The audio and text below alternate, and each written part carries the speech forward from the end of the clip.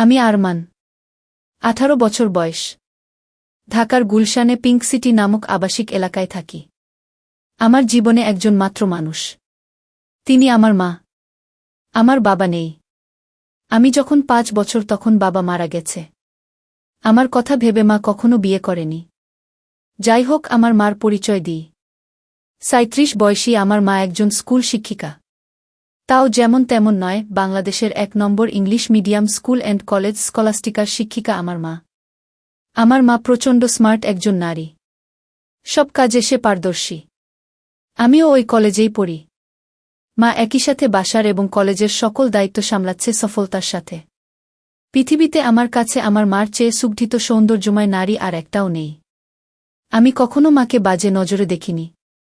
কিন্তু মার যতটাই প্রকাশক সৌন্দর্য, তাতেই বলছি মার চেয়ে বেশি মার কেউ পাবে না। এই বছরেও মার কাছে সব মিলিয়ে 36টি প্রপোজাল এসেছে বিয়ের। কিন্তু মা সবাইকে একই কথা বলে, আমার ভালোবাসা আমাদের মা ছেলের বাইরে কেউ ভাগ পাবে না। আমি মার ভালোবাসায় পাগল। আমরা কেউ কাউকে ছাড়া বাঁচতেই পারি না। এমন কোনো বিষয় নেই যা আমি মাকে বলি না। আমি ছোট থেকেই খুব শার্প। ক্লাস 2তে ভর্তি হবার পর আমরা মা ছেলে কর্তৃপক্ষ ছাড়া কেউ জানে না। কখনো আমরাও এমন আচরণ করি না যে কেউ বুঝবে। এটা মা আর আমি প্ল্যান করে করেছি। আমাদের খুব মজা লাগে। মাকে এখনও দেখতে 25-26 বছর বয়সী মনে হয়। মা সব সময় থ্রিপিচ পরে। তবে তা হাতা কাটা বা ফুল হাতা এক এক সময় এক এক রকম হয়। তবে খুব টাইট নয়। এতেই মাকে দেখে যে কোনো পুরুষ পাগল হতে বাধ্য। মা প্রতিদিন আমাকে নিজেই গাড়িতে করে কলেজে নিয়ে যায়। আমাদের একটা হোয়াইট স্কোডা আছে। মা নিজেই ড্রাইভ করে। মা বাসায় কাজ করার সময় ওড়না কোমরে বেঁধে কাজ করে। আমাদের ঘটনা শুরু হয় ছিমছাম ভাবে এবং পুরো প্রাকৃতিক উপায়ে ও অ্যাক্সিডেন্টালি।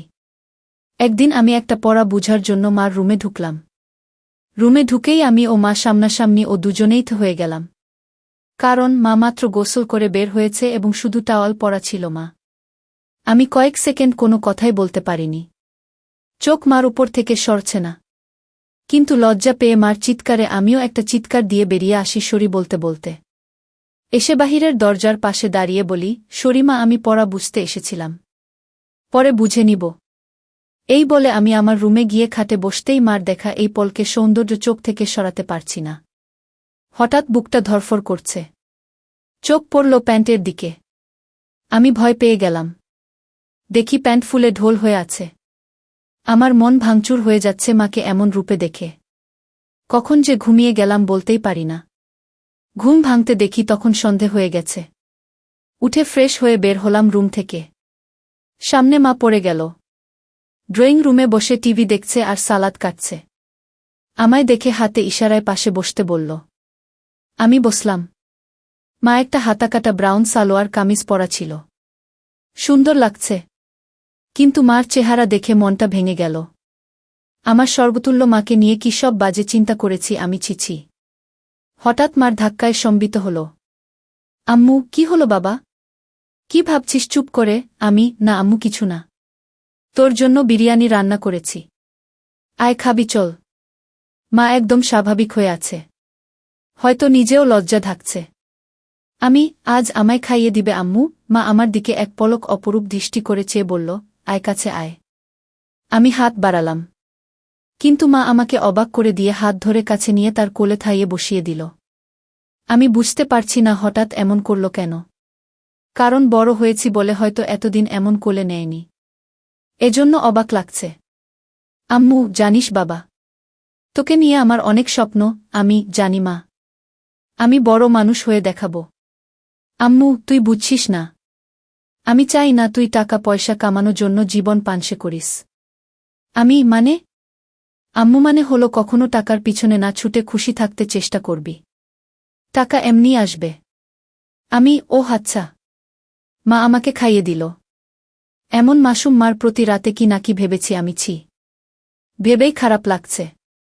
আমরা যে যার রুমে গেলাম ঘুমাতে। সারারাত নিজেকে দুষেছি আমি। দুদিন মন খারাপ ছিল। এর মাঝে একদিন কলেজে যাওয়ার সময় মা বলল, কোনো কারণে কি মন খারাপ তোর? আমি, না মা। মা আর কিছু বলল না। পরদিন আমার ক্লাস ছিল না। মা গেল।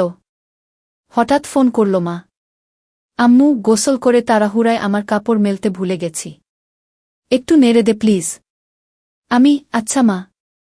আমি মার রুমে গেলাম। গিয়ে বালতি নিয়ে ছাদে যাই।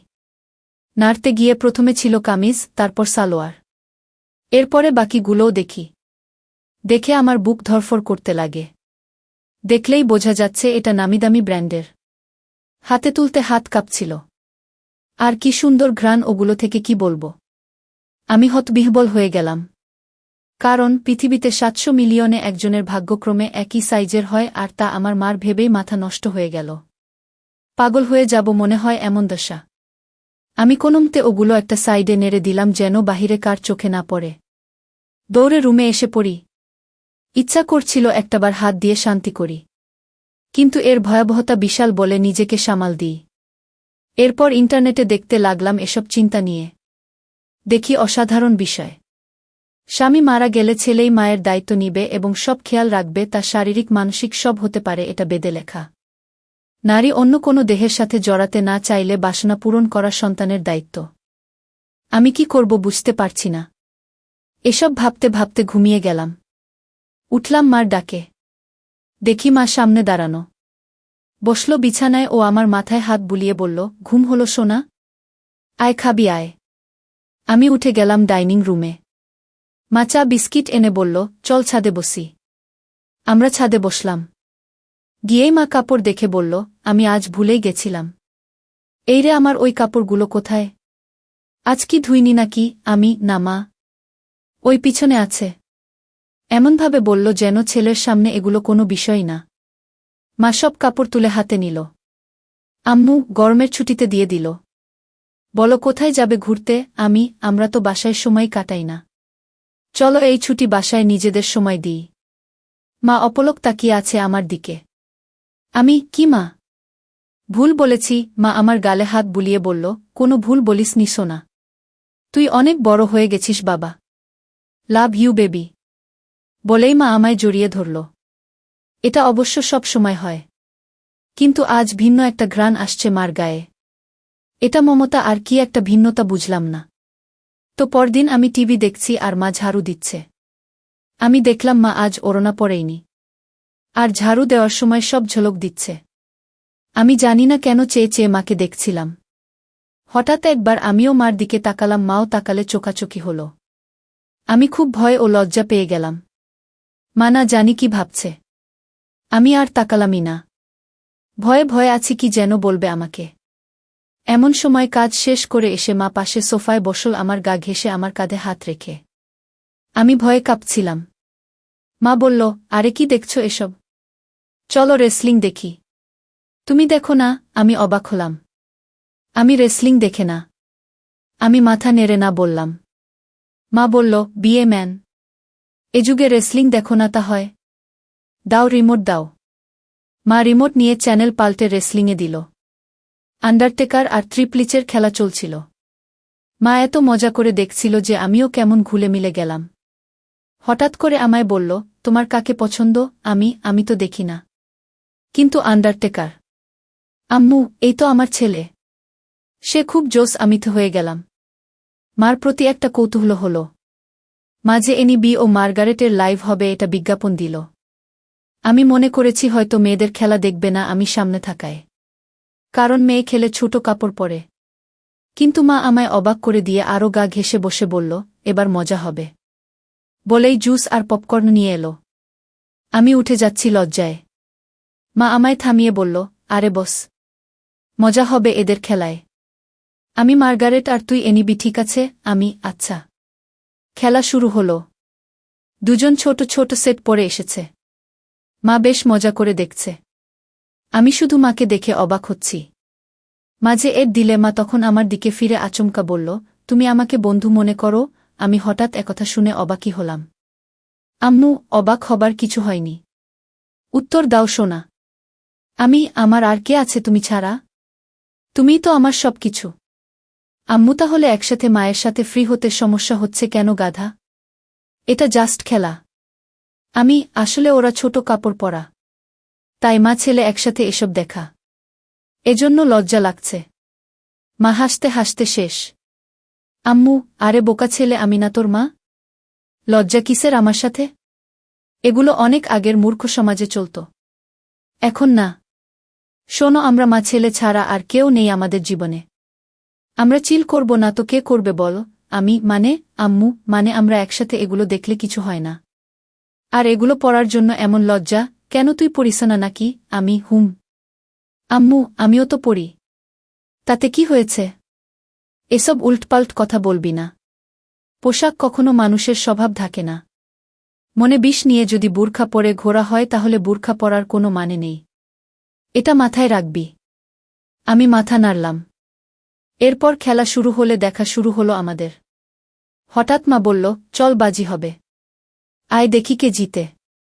আজ মার্গারেট জিতবে। আমিও আর লজ্জা না পেয়ে মাকে সঙ্গ দিলাম। আমরা রক্তহিম করা খেলায় শেষে আমিই জিতে গেলাম। পুরো ৫,০০০ টাকা জিতলাম আমি। কিন্তু মা একটুও মন ভারী করল না। বাহ, বেশ টাকা আয় হলো। মাঝে মাঝে এমন হলে বড়লোক হয়ে যাব। আম্মু, তা তো হবেই। তবে জিতলি। কি খাওয়াবি বল? তুমি কি খাবে? আম্মু, তোকে খাবো। আম্মু, আরে বোকা, এমনি বললাম। আচ্ছা, আমি ঘেমে গেছি। যাই গোসল করে আসি। মা গোসল করতে গেল। আমি টিভি দেখছি। হঠাৎ শব্দ মার গলার। আমি দৌড়ে যাই মার রুমে। গিয়ে আবার্থ হয়ে গেলাম। আজ সেদিনের মতো নয়। কিন্তু আজ মাকে সম্পূর্ণ ভিন্নতর দেখলাম। আমি হাঁ করে তাকিয়ে আছি। আম্মু, কিরে, কি দেখিস? অবাক হয়েছিস না? আমি মাথা নেড়ে হা বলি। কিন্তু এত টাইট যে? আম্মু, ও তুই টাইটের কথা বলছিস? আমি বলছি, এটা আমার অনেক আগের জামা। এই জামার বয়স তোর চেয়ে ২ বছর বেশি। কি বলছো এগুলো? ওয়াও। আম্মু, হ্যাঁ ওয়াও। সুন্দর না? নাকি খারাপ লাগছে? খারাপ লাগে তোমার ভূত। একদম পরি লাগে আমার মাকে। আম্মু, কিন্তু আসলেই অনেক দিন বলে টাইট হয়ে গেছে। কেমন যেন লাগছে। যদি কিছু মনে না করো একটা কথা বলি মা? আম্মু, হ্যাঁ বল। তোমাকে টাইট ড্রেসেই ভালো লাগে। কেন যে সবসময় আলখাল্লা পরে থাকো বুঝি না। মডার্ন যুগের এত ভাষণ আমাকে দাও আর নিজে সেকেলে। মনেই হয় না ইংলিশ মিডিয়ামের টিচার তুমি। আম্মু, হাহা। আমার বদমাইশ ছেলে। আয় বুকে আয়। ইদানিং তুমি চেঞ্জ হয়ে যাচ্ছ যে। খুব আদর সোহাগ করছো যে। মা আমায় ছেড়ে দিয়ে মুখটা মলিন করে বাথরুমে চলে গেল। আমিতে ভয় পেয়ে গেলাম। কি বলতে কি বলে দিলাম। একটু পরে মা আবার আলখাল্লা পরে হাতে ওই জামাটা এনে আলমারিতে রেখে ধপাস করে বন্ধ করে নিচে কিচেনে চলে গেল। আমি কি বলবো বুঝতে পারছি না। আমিও পিছনে গেলাম। বললাম, মা রাগ করেছ? সরি মা। আর এমন বলবো না। মা কথাই বলছে না। আমি পিছনে ঘুরছি। কিন্তু মা পাত্তাই দিচ্ছে না।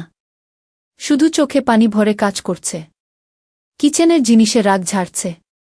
টেবিলে খাবার দিয়ে মা উপরে যাচ্ছে। তখনই আমি মার পায়ে পড়লাম ও বললাম, আর কখনো এমন বলবো না মা। ক্ষমা করে দাও। কেঁদো না মা। তুমি ছাড়া আমার আর কে আছে বলো? মা কেঁদে দিয়ে আমায় জড়িয়ে ধরে বলল, আমিও তো তাই বলছি। তুই ছাড়া আমার আর কে আছে? তোকে আদর সোহাগ করব না গো কাকে করব? তুই তো আমার সবরে পাগল। সরি, আর হবে না মা। আম্মু, আমি সবসময় তোকে ভালোবাসি বোকা। আর এমন বলিস না। আমাকে প্লিজ একা করে দিস না তোর বাবার মতো। না মা, আমি তোমার সব কথা শুনব ও মেনে চলব। আমারও সব কথা মানতে হবে তাহলে? মা মুচকি হেসে চোখ মুছে বলল, তাহলে ওই ড্রেস পরে এসো আর আমাকে খাইয়ে দাও। মার মুখে উজ্জ্বল হাসি। মা রুমে গিয়ে মিনিটে চলে এলো ওই ড্রেস পরে। আমি বললাম, তোমায় একদম ক্লাস 10-এর মেয়ে মনে হয় মা। যে কোনো কাপড়েই বোঝাই যায় না তোমার বয়স ৩৭। মা মুচকি হেসে আমায় নিয়ে বসে খাওয়াতল। তারপর আমরা যে যার রুমে গিয়ে ঘুমালাম। এভাবে মা আর আমি আর কিছু না করে ছুটি শেষ করলাম।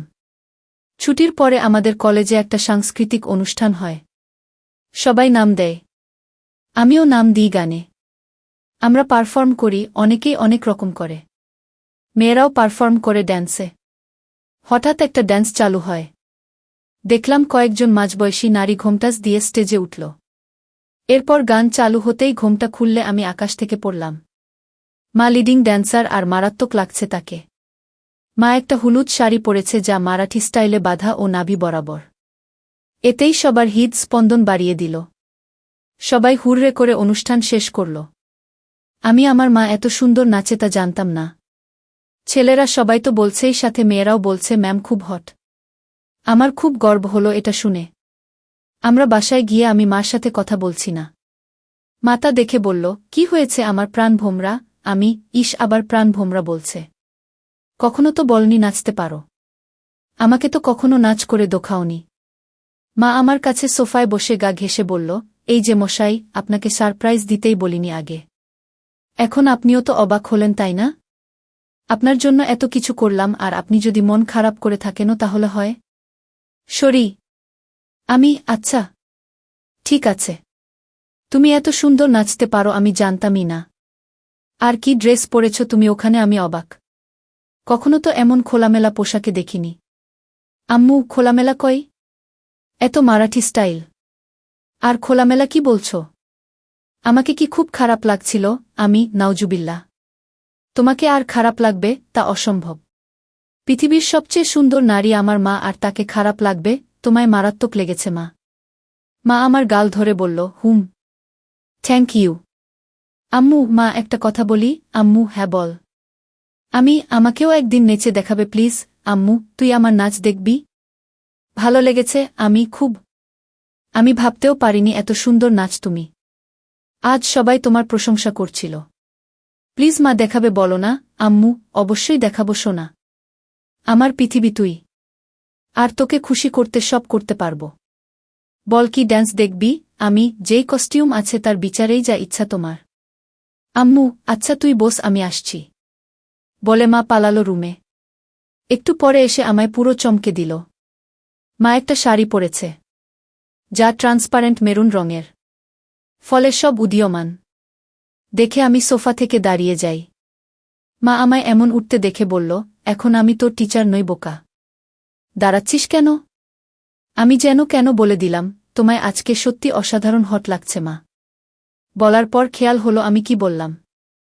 জিভ কেটে বললাম, ওফ সরি মা, আমার ভুল হয়ে গেছে, আর বলবো না এমন পচা কথা। মা আর চোখে একটা চাহানি দিয়ে বলল, আমি কি হই তোর বলতো? আমি, আমার মা। আম্মু, তাহলে এমন কেন করছিস? মা নাকি তার সন্তানের কাছে সবচেয়ে সুন্দর হয়। তুইও তো বললি। তো প্রশংসা করতে এত দ্বিধা কিসের? আমি, ওইয়ে ভাষাটা বিব্রত তাই। আম্মু, চুপ করত। কোনো বিব্রত নয়। এদেশীয় ভীত সংস্কৃতি তোর ভিতরে কিভাবে এলো বুঝলাম না। হট কোনো বাজে শব্দ নয়। যাকে যা লাগে তাই বলা উচিত, বুঝেছিস? চাইলে আরও গভীর কিছু বলতে পারিস। আমি ভ্যাবলা হয়ে বললাম, হ্যাঁ, কিন্তু মাকে এসব চজাতীয় কথা বলা কি ঠিক? মা আমায় হাত ধরে সোফায় বসে বলল, আম্মু দেখছো না, আমি তোর মা। আমায় তুই যা খুশি বলতে পারিস। ভালো লাগলেও বলবি, খারাপ লাগলেও বলবি। তাতে কোনো সমস্যা নেই। এখন তুই যদি আসলে আমায় মা বলে আপন নাই বা ভাবিস, তাহলে আর আমার কি করার? স্বামীকে হারিয়ে একমাত্র সন্তানের সঙ্গ কপালে না জুটলে তো আর কিছু করার নেই। আমি বুঝলাম মা মনে মনে কষ্ট পাচ্ছে, আর প্রশংসা করায় মা আমায় বাধা দেয়নি। পশ্চিমা দেশের মতো মা আমায় স্বাধীনতা দিচ্ছে, ভালো তো এমনিতেই বাসে মা। তাই মার মন ভালো করতে বললাম, okay my dear loving mother, let's show me your best move. মা হেসে দিয়ে আমায় ধন্যবাদান্তে কপালে হামি দিয়ে বলল, লাভ ইউ মাই ডিয়ার। তোর জন্যই বেঁচে আছি আমি। আমায় তুই বুঝিস বলেই আমি পরিণত মা। বল কোনো গানে নাচব? আমি, কাটা লাগা সং। মা চোখ বড় করে বলল, নুটি বয়। আমি হেরে যাওয়ার মতো মাথা নিচু করলাম। মা আমার থুতনি ধরে তুলে চোখে লাস্যময়ী হাসি এনে বলল, আমার ছেলে বলবে আর আমি মা হয়ে তা করব না, এটা হতে পারে? বলেই মা কাটা লাগা সং বাজিয়ে পৃথিবীর সকল সৌন্দর্য নিজের উপর এনে নাচতে লাগল। সে কি মুভ ও স্টাইলে নাচল, কি বলবো। মনে হচ্ছিল যেন আমার গার্লফ্রেন্ড হলেও এমন ভঙ্গিতে নাচত না। পুরোপুরি বোল্ড লাগছে মাকে। আমি দাঁড়িয়ে হাততালি দিলাম ও মাকে গিয়ে সালাম করলাম। মা অবাক হয়ে গিয়ে বলল, কি ব্যাপার? সালাম কেন? আমি, কারণ তুমি আমায় এত ভালোবাস, আমায় এত বিশ্বাস করো তাই। এমন সাজে আমি কখনো ভাবিনি তোমায় দেখব। তাও আবার আমার অন্যায় আবদার রেখে এই বোল্ড সং ড্যান্স করলে। তোমার কি খারাপ লেগেছে মা? মা বলল, এজন্যই তোকে এত বেশি ভালোবাসি রে পাগল। তুই খুব মাসুম আর হনেস্ট আর খুবই কিউট। শোন তাহলে, তুই আমার একমাত্র সন্তান আর একমাত্র সঙ্গী, যাকে নিয়েই আমার জীবন মরণ সব। তোর কাছে খারাপ লাগার কিছু নেই। আমি তোকে ভালোবাসি রে পাগল। আর এমন কেমন বলিস? এটা একদম স্বাভাবিক। আমি চুপ করে রইলাম। মা কয়েক সেকেন্ড আমার দিক তাকিয়ে থেকে বলল, আচ্ছা এখন গোসল করে আসি। মা চলে গেল। আমি আর পিছন দেখার কেমন মনোবল পাচ্ছি না। তবে 10 মিনিট পর হঠাৎ মার ডাক এলো। আমি মার রুমে যেতেই আবারও সেই মুহূর্ত সামনা করলাম। মাকে এরূপে দেখে বুক ধকধক করছে। আমি কিছু বলতে পারছি না। কিন্তু মা আমায় দেখে মোটেও বিচলিত নয়। একটু কড়া কণ্ঠে বলল, বস বিছানায়। আমি কি করব বুঝতে পারছি না। মা এবার আরও একটু কড়া হয়ে বলল, বসতে বললাম না। আমি চট করে বসলাম। মা আরেকটা তোয়ালে দিয়ে চুল মুছে তাতে বেঁধে এসে আমার পাশে বসল। আমি নিচের দিকে মুখ করে আছি। আম্মু, আমার দিক তাকা। আমি তাকালে মা বলল, আমি তোর কি? আমি মা? আম্মু, আমি খেয়াল করছি সেই দিন এমন তোয়ালে পরা দেখার পর থেকে তুই পাল্টে গেছিস। কেন এমন কেন করছিস? আমি সরি মা। আমি আসলে সেদিন একটা পড়া বুঝতে এসেছিলাম। জানতাম না তুমি গোসল করে তোয়ালে পরে বের হয়েছিলে। তাই ঢুকে পড়ি। আর হবে না মা। ভুল হয়ে গেছে। আম্মু, আর একটা কথা বললে একটা চড় মারব। তোকে সারা জীবন এই শিক্ষা দিয়েছি আমি? আমি না তোর মা? তুই ছোট থেকে আমায় এমন দেখেছিস, এখন একটু বড় হয়েছিস বলে আর দেখিসনি। তাতে এমন করার কি হলো? কিন্তু এখন তো আমি বড় হয়ে গেছি মা। আম্মু আবার কথা বলে, সন্তান আজীবন মার কাছে ছোটই থাকে। আর তোয়ালে পরে দেখায় কি দুনিয়া উল্টে গেছে? আমায় কি তোয়ালেতে দেখতে এতটাই বিশ্রী? আমি মার মুখে হাত দিয়ে বললাম, না মা। দুনিয়াবি সবচেয়ে সুন্দর তুমি। যা সব কিছুতেই। আম্মু, তাহলে এত কাহিনী কেন? আমি ভেবেছি তুমি আমায় কি নাকি ভাববে, তাই ভয়ে ছিলাম। আম্মু শোনো, আমরা ছাড়া আর কে আছে যে নিজেদের স্পেসটুকুও নষ্ট করব? তোয়ালে পরে দেখলে কিছুই হয় না পাগল। আয় বুকে আয়। এরপর মা বলল, তোর খিদে লাগেনি? যা ড্রয়িং রুমে বস। আমি আসছি। আমি অপেক্ষা করছি। মা এলো কিচেনে। রান্না করছে আর গুনগুন করে গান গাইছে। আমি পিছন থেকে জড়িয়ে ধরলাম মাকে। পিছন তাকিয়ে দেখে আমি হাত সরিয়ে নিই। মা মুচকি হেসে আমার হাত ধরে গান গাইতে থাকল। আমি আগে কখনো এত খুশি হয়নি। আম্মু, আমার জীবনে এমন একটা ছেলে থাকলে খুশি হব না? বল কি খাবি? আমি স্যুপ। আম্মু আচ্ছা যা টিভি দেখ। আমি আসছি স্যুপ নিয়ে। আমি বসে টিভি দেখছি। মা স্যুপ এনে আমায় খাইয়ে দিল ও নিজেও খেল। আম্মু আচ্ছা আমার কিছু শপিং করতাম। তুই থাক একটু বাসায়। আমি চলে আসব তাড়াতাড়ি। মা শপিং করতে চলে গেল। এলো অনেকগুলো ব্যাগ নিয়ে। সব নিয়ে সোজা রুমে রেখে এলো। আমি কি কিনলে? আম্মু এমনি কিছু জিনিস। মা এড়িয়ে গেল। বুঝলাম হয়তো নিজের কাপড় কিনেছে। তা তো আর ছেলেকে দেখানো যায় না। যাই হোক, পরদিন কলেজে যাওয়ার জন্য গাড়িতে বসে আছি মার জন্য। মা গেট লাগিয়ে যখন গাড়িতে এলো তখন আমি আকাশ থেকে পড়লাম। মা একটা হলুদ ট্রান্সপারেন্ট শাড়ি পরেছে ম্যাচিং ব্লাউজের সাথে।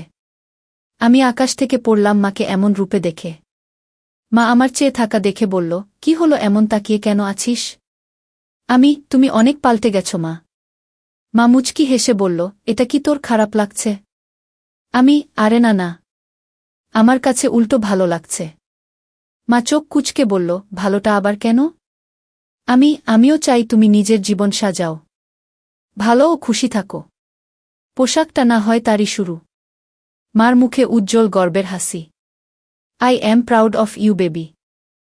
Me too mom. আজকে অসাধারণ লাগছে মা। আম্মু, আমি ভাবছি এখন থেকে শাড়ি পরব। ভালো ডিসিশন। কিন্তু শুধু শাড়ি কেন? আম্মু এমনি। না হলে আর কি পরা যায় বলতো? আমাকে জিজ্ঞেস করছো? মা কাকের মতো আশেপাশে তাকিয়ে বলল, আর কাউকে দেখছিস গাড়িতে? না মানে একজন মা তার ছেলের সন্তানের কাছে পোশাকের সিদ্ধান্ত চায় তাই বললাম। বাংলাদেশে এটা স্বাভাবিক নয়। আম্মু আমার কাছে সবকিছু তুই। তাই আমার কমেন্ট তুই করবি। বল কেমন পড়ব? আমি সত্যি ফ্র্যাঙ্কলি বলবো। আম্মু, এবার চর খাবি? আমি সরি। আম্মু, বল। আমি a bit of western you know. মা আমার দিকে তাকিয়ে রইল কয়েক সেকেন্ড। মার এই রহস্যঘন তাকানো বুঝি না। আম্মু, ওয়েস্টার্ন? হুম। বলেই মা গাড়ি চালাতে লাগল। কিছুদূর যাবার পর একটা ঝোপের কাছে গাড়ি দাঁড় করাল। আমি বুঝতে পারছিলাম মা কেন গাড়ি দাঁড় করিয়েছে। মা গরম গরম নিঃশ্বাস ফেলছিল। আর হাতটা আমার নিচের দিকে বাড়িয়ে দিতে লাগল। আমি বুঝতে পারছিলাম মা আর নিজেকে আটকে রাখতে পারছে না।